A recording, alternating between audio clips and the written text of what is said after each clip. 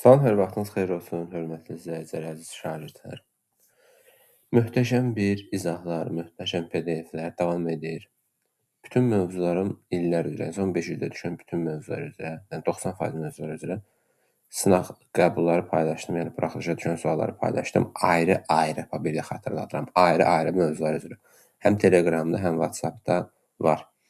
Və son olaraq 9 mart imtahanına hazırlıq və dəstək məqsədinə son olaraq sizə ümumi sınaq imtahanı 24-ün izahını verəcəm. Qısa şəkildə qeyd edeyim ki, blok qruplarına qeydiyyat davam edir. Ekranda gördüyünüz növü ilə əlaqə saxlayıb ətraflı məlumat ala bilərsiniz. Nəticələr də göz önündədir.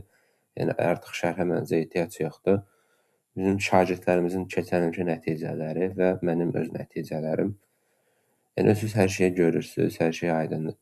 Gəlin keçək sualların bir-biri izahlarını görək. Bizə buraxılış imtahanında nə düşə bilər, necə düşə bilər, nə tipdə suallar düşə bilər. Gəlin baxaq. Başlayaq birinci sualdan. Funksiyanın qrafik apsisinin -0 nöqtəsində, ordinat toxun 0 -f nöqtəsində kəsir. Sən birinci bilməlisən ki, heç əzbər bilməsən belə, kəsir o deməkdir ki, yəni gətirib sən yerinə yazacaqsan. Yəni, bu nöqtədə kəsirsə, x-in yerinə -2, y-in yerinə 0 yazacaqsan. 0 bərabərdir. X-in yerinə -2 yazanda -2-in kvadratı çıxılsın 2b, üstə gələk c. Və burada kəsirsə, x-in yerinə 0 yazıb, y-in yerinə -3 yazacaqsan. -3 bərabər. X-in yerinə 0 yazsan, bunlar 0-a gedəcək. Bundan bir dənə c qalır. Yəni, c burada -3. Və ya əzbər şəkildə də deyə bilərsən ki, ordinat toxun kəsdiyi nöqtənin sərbəst həddi elə buna bərabərdir, -3-ə bərabərdir. Əzbər bilməsən belə buradan görünür. Demək, c-ni aldım -3. 0 bərabərdir. -2-in kvadratı 4 minus 2b. C-ni də mən -3 almışam. -2b-ni atım sola. 2b bərabər 4-dən 3-ün 1-i. B də bərabərdir. -1/2. Müsbət daha doğrusu. Birdə doğru cavab D variantı. 2 nömrəli tapşırığa baxaq. -75 dərəcədə bucaq radianı ifadə edilir. Ümumiyyətlə, bucağı radiana çevirmək üçün -75 vuraq. Pi/180-də vurmaq lazımdır. Pi/180-də vurmaq lazımdır. Məsələn, mənfi bucaq olsun, müsbət bucaq olsun, fərqi yoxdur. Deməli, burada nə baş verəcək? Bununla bu ixtisar edir. Hələ ki, biz bunları 5-ə apara bilərik. 36, 75-i 5-ə böləndə 15. Deməli, -15 pi böl 36. Bu bir dəfə də 3 ixtisar edir. Mənfi yuxarıda qalır 5 pi, aşağıda qalır 12. -5 pi böl 12. İndi sizə belə bir sual verim, rəy bölməsinə qeyd edərsiniz. Bu -75 dərəcəni biz müsbət dərəcə ölçü ilə necə əvəzləyə bilərik? Bunu rəy bölməsində qeyd edərsiniz bilənlər. Yəni, -75-i deyir müsbət dərəcə ölçü ilə əvəz elədilər. Nəyə bərabərdir? Qeyd edərsiniz. 3 nömrəli tapşırığa baxaq. Sadə trigonometrik təhlillikdə. Buradan sinus x bərabərdir. Deməli, 1 bölünsün kök altında 2. Və sinus x-in xüsusi halı var idi bizə. X bərabərdir. -1/k. 1 böl kök 2-ni alır pi böl 4-də. Dövrü də nə idi? Pi k-lar idi da bizdə. Deməli, 3-də doğru cavab C variantı. 4 nömrəli tapşırığa baxaq. Elcə B böl elcə A. Üstə gələ 2 bölünsün elcə B. Aha. Diqqətlə qulaq asaq. Deməli, burada məsələ nədən ibarətdir? Biz, bax, elə bir 10 əsasına keçir. Bu 10 əsasına keçirsə, mən bunu belə yaza bilərəm. Loqaritma A əsasdan B. Bunu mən 10 əsasına keçsəm belə olur. Elcə B bir əsasdan başqasına keçsin. Böl elcə A. Bax, belə. Yəni, elcə B böl A buna bərabər. Bunu göstərmək istəyirəm sizə. Aha. İndi gətirək yazaq yerinə. Yəni, loqaritma A əsasdan B. Bunu 2-ni mən bunu 1 kimi yazıb, 2-ni qarşıya düşürdə bilərəm. Yəni, 2 üstə gəlir. 2 vurulsun, 1 bölünsün olanda. Mən bunu yuxarı qaldırmaq üçün yerlərini dəyişəcəm. Yəni, olacaq loqaritma A əsasdan B. Bu bizim xassəmizdir. Çıxılsın, 3-ü də qarşıya düşürə bilərəm. 3 loqaritma A əsasdan B. Bu da bərabərdir. 2 dənəsi ilə 1 dənəsinin üzərinə gəlir. 3 dənə loqaritma A əsasdan B. Çıxılsın 3 dənə loqaritma A əsasdan B. Bu da təbii ki, nəyə bərabərdir? 0-a bərabərdir. 4-də doğru cavab A variantı. Sonra 5 nömrəli tapşırığa baxaq. Son illərdə kifayət qədər çox düşən bir sual tipidir. Üstü təmlik 2 üstü 2 minus 3x 32-yə mən 2 üstü 5 deyə bilərəm. Əsaslar bərabərdir, üstlərin bərabərliyini yazsam. 2 minus 3x bərabərdir 5. 3x bərabərdir -3. X bərabərdir -1-ə. 5-də doğru cavab A variantı. 6-ya baxaq. Loqaritm xassəsini istifadə edərək bunu ata bilərsən. Qalır 1 üstə gələr x kvadratı bərabərdir 9-a. Buradan 1 plus x bir dəfə 3-ə, 1 plus x bərabərdir -3-ə. Buradan x-i alırsan 2, x-i alırsan -4. Hə, cavabda 2 var, 2-nin qaracaqı. Təbii ki, buna görə deyil. Cavabda -4 də ola bilər. Niyə görə -4 olmur? Çünki axı sən bunları aparsan belə, loqaritmanın bu aşağısı mənfi ola bilməz. Yəni, bu kənar kökdür. Yəni, x mənfi ola bilməz. Kök, bu kənar kökdür. Yəni, ona görə doğru cavabım 2 olur. Yəni, variantlarda yoxdur deyə yox. Yəni, variantlarda ola bilər, olmayacaq. Amma riyazi cəhətdən, qayda cəhətdən deyirik ki, loqaritmə əsaslanan B-də A müsbət olmalıdır və birdən fərqli olmalıdır. 6-da doğru cavab B variantı. 7-yə baxaq. Z1 minus Z2 fərqini tapın. Yəni, kompleks ədədin çıxılması haqqındadır. Bundan, yəni 7 minus 2-dən çıxılsın Z2 13 minus 3-i. Bu da bərabərdir 7 minus 2i çıxılsın 13 plus 3i. 7-dən 13 çıxanda qalır -6 13i. -2-nin üzərinə 13i gələndə eləyir 11i. -6 plus 11i. 7A variantı. 8 nömrəli tapşırığa baxaq. Düz xətti ilə çevrəsinin toxunma nöqtəsini tapın. Çox sadə şəkildə həlli var. Yəni, toxunma nöqtəsi deyəndə buradan x-i tapıram. X bərabərdir 1 minus y. Və gətirib burada x-in yerinə 1 minus y yazacaq. Deməli, 1 çıx y çıx 2-nin kvadratı üstə gələk y plus 3-ün kvadratı bərabərdir 2-yə. Bu olur deməli, -1 minus y-in kvadratı üstə gələk y plus 3-ün kvadratı bərabərdir 2-yə. Birincinin kvadratı birincinin, ikincinin hasilinin 2 misli ikincinin kvadratı. Plus y kvadratı plus 6y üstə gələk 9 minus 2 bərabərdir 0. 2y-in kvadratı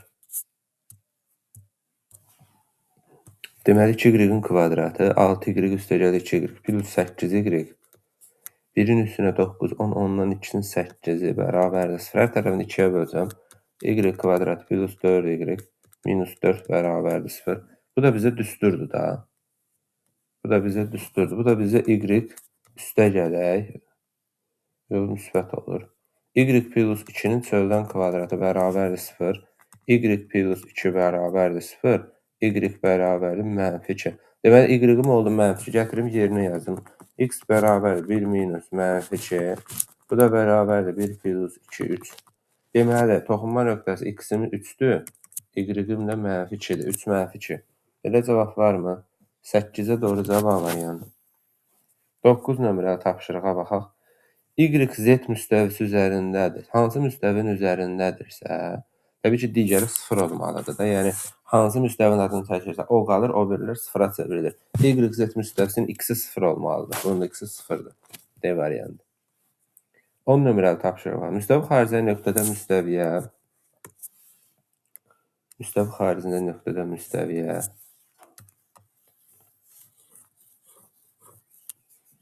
müstəvi xaricində nöqtədən müstəviyə uzunluğu 5 və 7 olan 2 dənə mail çəkmişəm. Birdən baxaq. 2 dənə mail çəkmişəm, uzunluğu 5 və 7 olan. Bu olsun 7, bu olsun 5. Bu 7, bu 5. Alfa müstəvisi.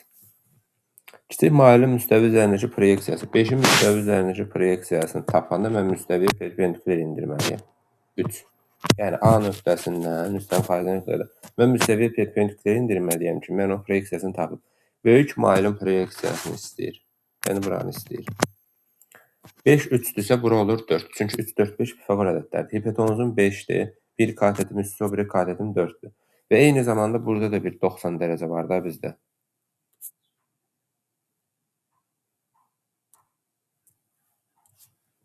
Burada da bir 90 dərəcə var bizdə. Ona görə burada da bir dənə Pifaqor tətbiq edəcəm. X-in kvadratı, 4-ün kvadratı, 7-nin kvadratı. X kvadratı bərabərdir 49 çıxılsın 16 bərabərdir 33. Buradan da x bərabərdir kök altında 33. Onda doğru cavab A variantı. 11-ə baxaq. İfadəsinin qiymətini tapın. Mən bunu belə yaza bilərəm. 4 vur 2 üstə gələk 4 kök altında 9 vur 3 çıxılsın 3 kök altında 16 vur 3 bərabərdir. 4-dən çıxır 2 kök 2 plus 4 vurulsun 9-dan çıxır 3 kök 3 çıxılsın 3 vurulsun 16-dan çıxır 4 kök 3. Bu da bərabərdir. 2 kök altında 2 üstə gələk 12 kök 3 çıxılsın 12 kök 3. Bunlar islah olunur, qalır 2 kök altında 2. Doğru cavab 11-də B variantı. 12 nömrəli tapşırığa baxaq. Deməli, A-nın nazir qiymətində ifadənin sonsuz sayda həlli varsa, X-in əmsalları nisbəti bərabərdir Y-in əmsalları nisbəti bərabərdir 1/2. Bunu həll edək, çarpaz vuraq. 12 bərabərdir -6A. A da bərabərdir -2. Həqiqətən də yerinə yazanda bu 2-də 1 eləyir. Bu da 2-də 1 eləyir. A-nın yerini -2 yazanda bu da 2-də 1 eləyir. Deməli, ödəyir. Yəni, ola bilər ödəmə sabah. Bunda diqqətli olun. Yəni, A-nın qiymətini alandan sonra aparıb yerinə qoymaq lazımdır. Yəni, buna diqqət edin. Yəni, imtahanına hər şey gözləmək olar. 13 nömrəli tapşırığa baxaq. 2 çıxılsın 2, 3 minus. Kök altında 11-dən təxminən 3,2 çıxara bilərəm mən. Böyükdür 0. 3-dən 3,2 çıxanda mənfi eləyir. Yekun müsbət olması üçün yuxarıda mənfi olmalıdır. Yəni 2 çıxılsın 2 kiçik 0. Buradan x böyükdür 2. 2 müsbət sonsuzluq. B variantı. İmtahan tipində də elə bir şey. Hələ ki, orada da ən başda suallar biraz rahat olur. Getdikcə çətinləşir. Bu da eyni qayda ilədir. Yəni əvvəlləri özüm rahatsın. Yəni rahat deyəndə asan və orta tipdə suallar. Artıq sonlara çatdıqca biraz mürəkkəbləşmə ola bilər. Amma dediyim kimi, yəni tam buraxılış tipindədir. Sinus alfa, kosinus beta, kosinus alfa, sinus beta. Elə bil ki, alfanın yerinə 20 durub, betanın da yerinə nə durub? 15 durub. Və bizim yuxarıda təbii bu düsturdur. Sinus 20 üstə gələk 15-in düsturu. Aşağı 5 vurulsun. Kosinus 55. Birinci rübdə bunlar bir-birinin əvəzlədiyinə görə. Yuxarı olur sinus 35. Aşağı olur 5 vurulsun. Kosinus 55-in yerinə mən sinus 35 yaza bilərəm. Yəni birinci rübdə bu ikisi bir-birini 90-a tamamlayacaq. Sinusu kosinusdan, kosinusu sinusdan əvəzləyə bilərik. Bunlar gedir. 1/5 qalır. Doğru cavabımızdır. Belə. Yəni sinus alfa bərabərdir kosinus beta. Eyni zamanda tangens alfa bərabərdir kotangens betadırsa, onda alfa plus beta 90 dərəcədir. Hər zaman doğru. Düzdür. Digər rüblərdə də var bu hallar, amma digər rüblərdə hər zaman deyil, amma birinci rübdə hər zaman, yəni bunlar bir-birini əvəzləyir. Biri digərini 90-a tamamlayır. Yadda saxlayın. 15 nömrəli tapşırıq var. Qayda. Qaydada belə bir məsələ var ki, A üstü loqaritma B əsasdan C ilə A yerini dəyişə bilər. C üstü loqaritma B əsasdan A. Bu loqaritmi funksiyanın xassəsi idi. Burada da mən 4 ilə 3-ün yerini dəyişsəm, olur 4 üstü loqaritma 2 əsasdan 3 bölünsün 4 üstü loqaritma 2 əsasdan 3. Məxrəcdən işim yoxdur. Eyni ədədlərin nisbəti də təbii ki 1 olur. 15-də doğru cavab 1. 16-ya baxaq. D-yə 3, 3 4-dürsə bura 5-dir. Bura 5-dir. Son illərin məşhur sual tiplərindəndir. Bura 90 dərəcədir. Təbii ki, bizə düzbucaqlı deyir. ABC-də düzbucaqlısı deyir. Aha. C-yə mən x yazsam, BK olacaq 2x. və düzbucaqlının sahəsini istəyirik. Hamı diqqətlə qulaq assın. Burada incəlik bir məqam var, xassə var daha doğrusu. Xassə nə deyir bizə? Xassə deyir ki, ixtiyari bir dördbucaqlı çəkirəmsə, bu dördbucaqlının ixtiyari bir fərqi yoxdur, nə olur olsun. Yəni, belə bir üçbucağa ayırmışamsa, bu içəridəki üçbucağın sahəsi A, B, C, D. İçəridəki üçbucağın sahəsi S bərabərdir ümumi düzbucaqlının sahəsinin yarısıdır hər zaman. Hündürlük çəkməklə isbat eləmək olur, amma bizə isbat ehtiyac yoxdur hələ ki. Ona görə belə yadda saxlaya bilərsiniz. İndi içəridəki bu üçbucağın belə deyək, sahəsi, yəni bu bərabər olacaq ümuminin yarısına. İçəridəki üçbucağın sahəsi tərəf, bu tərəfə çəkilən hündürlük, tərəf bu tərəfə çəkilən hündürlük hasisinin yarısı bu. Bərabərdir ümumi düzbucaqlının. Ümumi düzbucaqlı nədir? Eni vurulsun uzunu. Düzdürmü? En vur uzun yarısı. Yəni ABY üçbucağının sahəsi budur. Bərabərdir ümumi düzbucağlının sahəsinin yarısı. Məxrəcdən ikiləri bərabərləşdirsəm, zaten ikilərə bu 2-yə vursam hər tərəfin 10x bərabərdir 4. Bunu içəri vursam 12 plus 4-ü kez. Buradan deməli 6x bərabərdir 12, x bərabərdir 2-yə. X-im oldu 2. Məndən nə istəyir? X 2-dirsə, onda düzbucaqlının eni 4, uzunu da 5. Onda S ABCD bərabərdir. Eni 4, uzunu 5, 4 0 5 20. Düzbucaqlının sahəsi eni vur uzun. Yəni bu xassı misalımızı çözür. Düzdür, başqa yollarla da yaza bilərik, amma uzatmağa ehtiyac yoxdur. 17 nömrə tapşırığa baxaq. Baxın, nəyə nəzərən simmetrikdirsə, nöqtələri 1-3 nöqtəsinə nəzərən simmetrik olarsa, nəyə nəzərən simmetrikdirsə, həmin o nöqtə orta nöqtə sayılır. Heç əzbərləmirəm. Bax, A nöqtəsi 2, A plus 5, düzdürmü? Və B nöqtəsi B minus 3, 4. Bunlar bu nöqtəyə nəzərən simmetrikdirsə, 1-3. Yəni, C nöqtəsindən A-ya qədər, eyni zamanda buradan bura qədər məsafə bərabər olmalıdır ki, bu simmetrik olsun. Yəni, bu nöqtələri belə deyib, bu düz xətt boyunca qatlayanda üst-üstə düşsün. Yəni, simmetrik olması bu 1-3-ün orta nöqtə olması deməkdir. Orta nöqtənin xassəsi 1 bərabərdir. 2 plus B minus 3 bölü 2. Yəni, koordinatlarını toplayıb 2-yə bölürəm.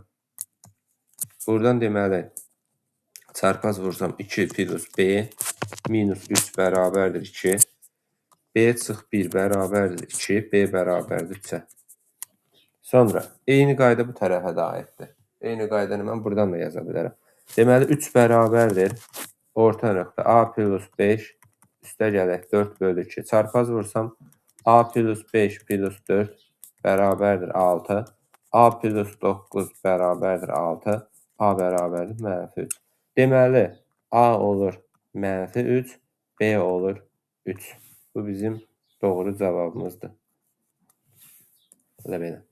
Sonra 18 nömrə tapşırıq var. Hündürlüyü 7 olan düz prizmanın oturacağın diaqonalları 12-16 olan rombdur. Bu prizmanın yan səthinin sahəsini tapın. S yan bərabərdir. Oturacağın perimetri düz prizmada bu hündürlük. Hündürlüyü bilirəm. Bir dənə mənim oturacağımın perimetri lazımdır. Burada yenə deyim, şəkilsiz də yaza bilərsən, şəkillə də yaza bilərsən. Şəkil indi orada irad tutacaqlar ki, mənim şəkil gəlin çəkək. Siz də rahat olun, mən də. Görək, şəkildə bizə nə deyir? Düz prizmadır. Düz prizmanın adam mənə deyir ki, biraz əyri oldu bu. Düz çəkək də biz. Aha, düz prizmanın oturacağı rombdur. Və mənə deyir ki, oturacağı rombdur diaqonalları. Oturacaq diaqonalları 12-16 olan rombdur. Yəni, rombun diaqonalından söhbət gedir. Prizma diaqonalından söhbət getmir. Yəni, bu diaqonalın biri -12'dir. Bura 12'dir. Bu diaqonaldır. Bu diaqonal 12 olsun, fərqi yoxdur. Diaqonallar 12-16 isə diaqonallar kəsişmə nöqtəsində yarı bölünür. Biz bilirik ki. Yəni, bura 8, bura 8. Eyni zamanda bura 6, bura 6. Yəni rombun diaqonalları kəsişir, kəsmə nöqtəsində yarı bölünür. Düzbucaqlı üçbucaq, yəni təbii ki, rombun diaqonalları 90 dərəcəli uzaqlıqda kəsişir. 6, 8 isə bura olur 10. Yəni prizmanın oturacağının tərəfi 10-dur. Mən də nə demişəm, oturacağın perimetri. Tərəf 10-dursa perimetri 40, hündürlüyündə 7, 280. Bunu başqa cür necə yazmaq olar? Bizim belə bir düsturumuz var da. D1-in kvadratı plus D2-nin kvadratı bərabər 4A kvadrat. Yəni diaqonalları bu düsturda qoyub belə də tapmaq olar tərəfi. Yəni sonuç olaraq eyni şeydir zaten. Ox kəsiyi kvadrat olan silindrin oturacağının sahəsi 4 pi'dir. Yenə silindr götürək. Ox kəsiyi kvadrat. Ox kəsiyi kvadrat olması üçün h bərabər 2r olmalıdır. Niyə? Baxın, ox kəsiyi metri nədir? Gəlin bu haqda biraz danışaq. Biraz bu haqda məlumat verim. Ox kəsiyi biz deyirik, ox kəsiyi düzbucaqlı. Ox kəsiyi bu təxminən belə bir şeydir. Ox kəsiyi düzbucaqlıdır. Və düzdür, bizim şəklimizdə o oxşamır, ancaq burada ox kəsiyi kvadratdır. Gəlin elə çəkək ki, oxşasın da onda. Elə çəkək ki, oxşasın. Aha. Ox kəsiyi bir kvadrat götürək. Gözəl. Ox kəsiyi kvadratdırsa h bərabərdir 2r yaza bilərsən sən. Bu hardan gəlir? Necə olur? Gəlin bu haqda danışaq. Əzbərləməyin. Mən əzbər vermirəm. Əzbərləməyin. Görək nə deyir? Ox kəsiyi uşaqlar. Bax bu belə bir şey çəksək. Bu ox kəsiyi budur. Düzbucaqlıdır. Yəni mənim ox kəsiyim düzbucaqlıdır və burada bizə deyir ki, adam ox kəsiyi kvadrat olan silindrin oturacağının sahəsi. Oturacağı bir dairədir. S bərabərdir dairənin sahəsi pi r kvadratı. Deməli, pi r kvadratı oturacağın sahəsi. Bunda mənə 4 pi verib. Hər tərəfdən pi'ləri atsam, r kvadratı bərabərdir 4, r bərabərdir 2'yə. Yəni radiusum 2'dir. Bura 2'dir, bura 2'dir. Bütün üzvləri bərabər, bütün tərəfləri bərabərdir. Axı deyir ox kəsiyi kvadratdır. Aşağı 4'dür, bu da 4'dür, bura da 4'dür. Bu da 2, 2 zaten bunu bilirik biz. Məsələn, ox kəsiyinin sahəsi düzbucaqdır. Düzbucaqlının sahəsi nədir? En vurulsun. Burada da kvadrat olduğuna görə elə tərəfin kvadratı mənim ox kəsiyimin kvadratıdır. Özünüz də gördünüz ki, heç bir şey əzbər demədik. Doğru cavab 19'da 16. 20'yə baxaq. Təyin köklərindən biri 1'ə bərabərdir. Gətirək x-in yenə 1 yazaq. M plus 2 vur 1'in kvadratı. Üstə gələk 1 vurulsun m minus 1. Üstə gələk k çıxır. Burada bu hissəni görən kimi əksər şagirdlər misaldan qaçıb çox sadə bir sualdır. Fikir verin. 1'in kvadratı ilə 1 eləyir. Üstə gələk 1'i nəyəsə vuranda m minus 1 nöz eləyir. Plus k çıx 3. Bərabərdir 0. Buradan m üstə gələk, n üstə gələk k. Üstə gələk 2'dən 1'ini çıxıram. 1, 1'dən 3'ünü çıxıram -2. Bərabərdir 0. Buradan m üstə gələk, n üstə gələk k da bərabərdir 2. Bitdi. Doğru cavab 2. Bu qədər sadə. 21 nömrəli tapşırığa baxaq. Ardıcıl hədələri deyir, olarsa x-i tapın. Ardıcıl hədələrdirsə və ədədi silsilə ortadakı hədd bərabərdir. Ondan əvvəlki və ondan sonraki hədlərin cəminin yarısı. Buradan x üstə gələk 7 bərabərdir 9'a. X də bərabərdir 2'yə. Doğru cavab 2. 22 nömrəli tapşırığa baxaq. A ilə -3,4, B ilə 3,9 aralığına daxil olan tam ədədlər çoxluğu işarə edilib. A bərabərdir. -3 ilə 4'ün arasındakı tam ədədlər. Əslində bunu iştirik ədəd oxuna da yazmaq olar. Belə də yaza bilərik. -2, -1, 0, 1, 2, 3, 4. Sonra B bərabərdir. 3 ilə 9 aralığına daxil olan tam ədədlər. 3'ü alır bu, 9'u almır. 3, 4, 5, 6, 7 və 8. İndi adam mənə şərtdə deyir ki, yalnız A-da olsun. Yalnız A-da olan -2'dir, -1'dir, 0'dır, 1'dir, 2'dir. 3 ilə 4 burada da var. Ona görə 3 ilə 4'ü çıxıram. Yəni bunlardır. Yalnız A-da olan elementlərin cəmini tapın.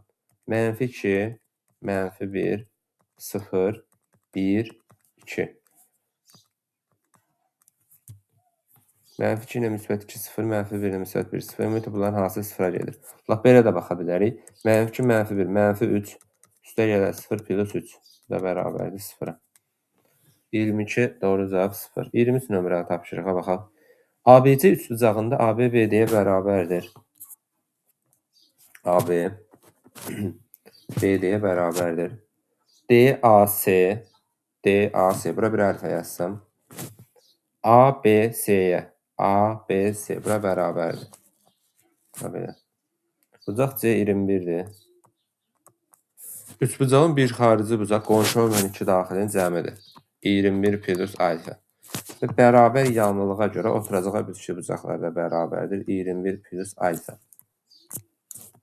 Onun üçbucağın daxili bucaqların cəmi alfa plus 21 plus alfa plus 21 plus alfa bərabər 180-ə.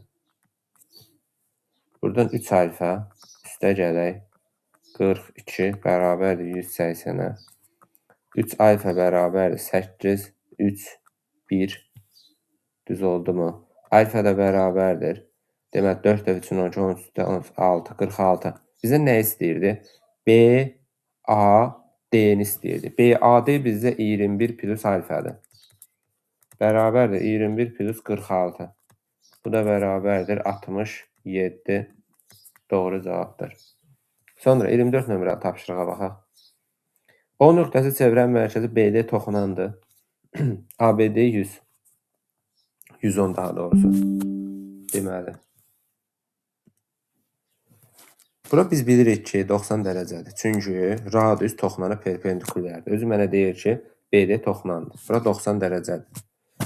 Və ümumi bu hissəni mənə 110 veribsə bura qalır 20 dərəcə. Aha. 20 isə bu da 20-dir. Səbəb nədən ibarətdir? Çünki hər ikisi radiusdur. Burada bir alfa desəm. Alfa üstə gələ 20, üstə gələ 20 bərabərdir 180-ə. Alfa üstə gələ 40 bərabərdir 180-ə. Alfa da bərabərdir 140-a. Vəssalam. Doğru cavab 140. Növbəti suala baxaq. Uy maşallah. Ehtimal sualı və buraxılış imtahanlarının, blok imtahanlarının, sınaqların olmazsa olmazı olan bir mövzu. A parametrinin müxtəlif qiymətlərindən asılı olaraq y bərabərdir ax kvadrat funksiyasının qrafiki verilib. Təsadüfən seçilmiş iki qrafikdə 0,1 olması hadisəsinin ehtimalını tapın. Necə grafikimiz var? Təbii ki, bu əsas qrafik. Mən bunu saymıram. 1, 2, 3, 4, 5, 6, 7. Kombinizon 7 dənədən 2 qrafikdə. 7-dən 2 bərabərdir. 7 vur 6, 1 vur 2. Bundan bu gedir. 3 dəfə də 7, 21.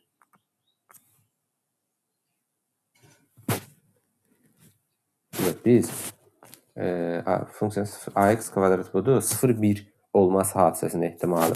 1, 2, 3, 4, 5, 6, 7. Oraya hamısını götürəcəm. Mən 8-dən 2 olacaq. Onda belə olacaq da. 8 vurulsun 7, 1 vur 2. Yəni neçə dənə qrafikim var? 2 dənə 8 dənədir. 2 dənəsini götürürəm. Bundan bu gedir. 4, 28. Aha. Deməli, ümumi hallarımın sayı 28. Yəni, hamısını, ümumi 8 qrafikim var, ondan ixtiyari 2 dənəsini seçirəm. İndi mənə deyir ki, 0,1 olmaz. Biz bilirik ki, biz nəyə bilirik? Bu 0,1 arasındadırsa, bax, burada funksiyalarda bizim belə bir xassəmiz var. Y bərabərdir ax kvadrat funksiyasının. Əgər a 0-dan böyük olursa, bu y qoxuna yaxınlaşır. O y qoxuna yaxınlaşır. Sıxılır deyək də. Sıxılır. Əgər a kiçikdir 0-dırsa, bu o y qoxundan nə edir? Uzaqlaşır. Bunu qrafiklə də görmək mümkündür. Belə deyə də saxlaya bilirsiniz. Qrafiklə də bir 2 dənə qiymət verirsiniz, görəcəksiniz. Deməli, 0-1 arasında olması üçün, iki qrafikdə A-nın 0-1 arasında olması üçün, yəni A belə deyək də, belə də baxa bilərik. 0-1. A kiçik 0 yox, A 0-1 arasında olanda sıxılır. Yəni 2-də 1, 3-də 1, 5-də 1 və s. Yəni qolların yuxarı yönələn halından söhbət gedir. Burada qollar yuxarı yönəlir, bax ona görə. Deməli, bizdə A-nın 0-1 olması deyirsə, mən Bu x kvadrat funksiyasıdır. Mən bu funksiyasında y qoxundan uzaqlaşanlardan götürəcəm. Yəni y qoxundan uzaqlaşan neçə dənədir? 1, 2, 3. Yəni seçəcəyim o 2 dənə. Deyək 2 qrafikdir. Əlverişli hal olaraq 3 dənədən 2 dənə seçəcəm. Bu da kombinasyon 3-dən 1-ə bərabərdir. Bu da bərabərdir 3. Vəssalam. Ümumi hallarımın sayı 28, əlverişli hallarımın sayı 3. Bir daha təkrar edirəm. 8 dənə qrafikim var. 2 qrafik seçmişəm. Kombinasyon 8-dən 2 ümumi halların sayı. Mənə deyir ki, 2 qrafikdə 0-1 olması. A 0 ilə 1-in arasında olanda qrafik y qoxundan uzaqlaşır. 0-dan böyük olanda, daha doğrusu 0-dan yox, 1-dən böyük olanda, bunu səhv dedim mən. 1-dən böyük olanda y qoxuna sıxılır, 0-1 olanda y qoxundan uzaqlaşır. Yadda saxlayaq bunu. Əgər mənə desəydi ki, ixtiyari 2 qrafikdə A-nın 1-dən böyük olması hadisəsinə ehtimaldır, artıq sən bu 4 dənədən 2 dənəni götürəcəkdin. Burada sənə deyir ki, 0-1 olması deyirsə, uzaqlaşan qrafiklərdən 3 dənədən 2 dənə seçmişəm, axı 2 dənə götürürəm. Deməli, burada biz nəyə yadda saxlayırıq? Bu düşü buraxılış imtahanı 2020-də səhv eləmirəmsə, yaxud 2019-da dəqiq yadımda deyil. A 1-dən böyük olduqda y qoxuna sıxılır, A 0-dan 1 olduqda y qoxundan uzaqlaşır. Və 0-1 olması deyirsə, əlverişli halları bu y qoxunun uzaqlaşan 3 dənə qrafikdən götürəcəm. 3-dən 2. Bu da 3. Əlverişli hal 3, ümumi hal 28. 28-ə 3 doğru cavabımızdır. Belə. Uğurlar hər birinizə uşaqlar. İnşallah çalışacağım 15 martda da bir dəstək məqsədlə bir dənə sınaq paylaşım. Sizlərə qeyd edeyim ki, sınağın sonunda cavablar da var. Hər zamanki kimi. Belə. Salamat qalın. İnşallah növbəti izahlarda görüşərik.